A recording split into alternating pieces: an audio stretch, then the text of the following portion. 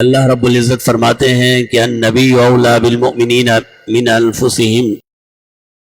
نبی کریم صلی اللہ علیہ وسلم مومنین کے لیے اپنی جان سے بھی بڑھ کر ہیں۔ اپنی جان سے بڑھ گئے تو پھر سب چیزوں سے بڑھ گئے،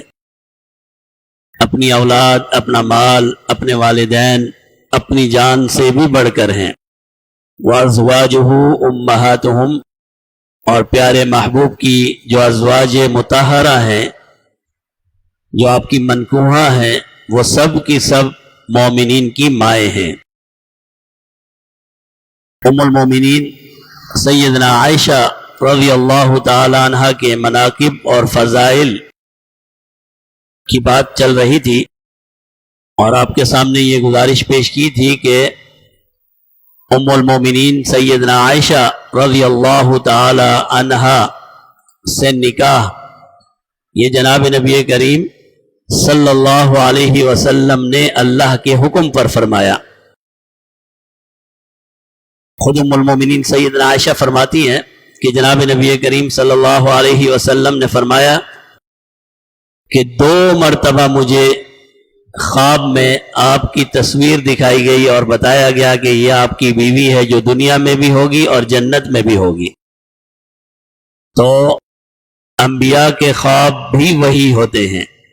تو گویا کہ یہ اللہ کا حکم ہوا کہ آپ کا نکاح ام المومنین سیدنا عائشہ رضی اللہ تعالی عنہا سے ہوگا۔ اور پھر 6 سال جب آپ کی عمر تھی، مشہور روایت میں، تو جناب نبی کریم صلی اللہ علیہ وسلم نے آپ سے نکاح فرمایا، پیغام بھیجا، اور جب آپ کی عمر 9 سال کی تھی مدینہ منورہ میں، تو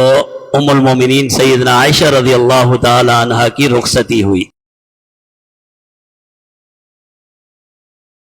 ام المومنین سیدنا عائشہ رضی اللہ تعالی عنہ پیارے محبوب کی واحد زوجہ اور ہماری والدہ ہیں، جو کنواری تھی اور جناب نبی کریم صلی اللہ علیہ وسلم کے نکاح میں آئی۔ آپ کی تمام ازواج مطہرات بیوہ تھی یا مطلقہ تھی، اور آپ صلی اللہ علیہ وسلم نے ان سے نکاح فرمایا۔ واحد خاتون سیدنا عائشہ رضی اللہ تعالی عنہ تھی جو کنواری تھی، اور اللہ کے حکم پر یہ نکاح ہوا۔ اور ہم نے یہ بات بھی کی تھی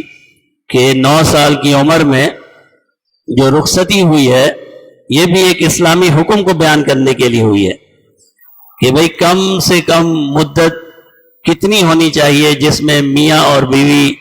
کا نکاح ہو سکتا ہے اور تعلق قائم ہو سکتا ہے۔ تو شریعت نے ہمیں بتایا کہ 9 سال 9 سال سے مراد 9 سال نہیں ہے، 9 سال سے مراد یہ ہے کہ ایسی مدت بالغہ ہو جائے، اور خاتون اور لڑکی کی بلوغت کا تعلق اس کے ماہواری سے ہے۔ جب ماہواری کا آغاز ہو جائے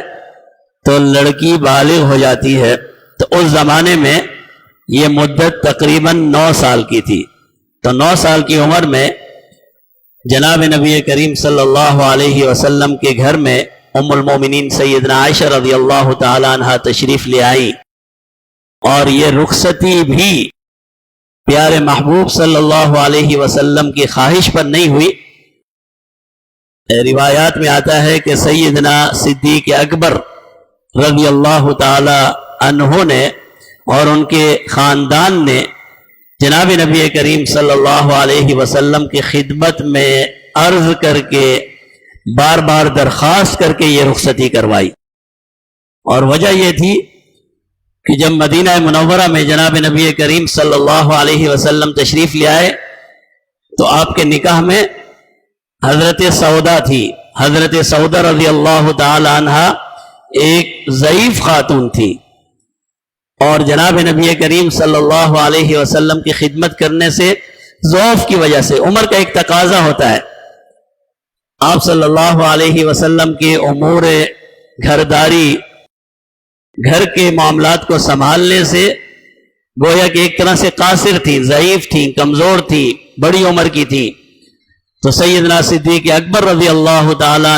عنہ نے بار بار اصرار کر کے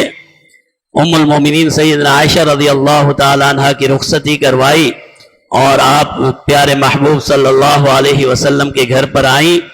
اور پھر ایک طویل عرصے تک سیدنا صدیق اکبر رضی اللہ تعالیٰ عنہ کی زوجہ محترمہ ام رمان غالباً سیدنا عائشہ رضی اللہ تعالیٰ عنہ کی والدہ آپ صلی اللہ علیہ وسلم کے گھر پہ آتی تھی اور اپنی بیٹی کا ہاتھ بٹاتی تھی. تو ساس ہو گئی نا، ساس تو محرم میں شامل ہو جاتی ہیں. تو شادی اللہ کے حکم سے ہوئی اور رخصتی ام المومنین سیدنا عائشہ رضی اللہ تعالی عنہا کے گھر والوں کی اصرار پر ہوئی.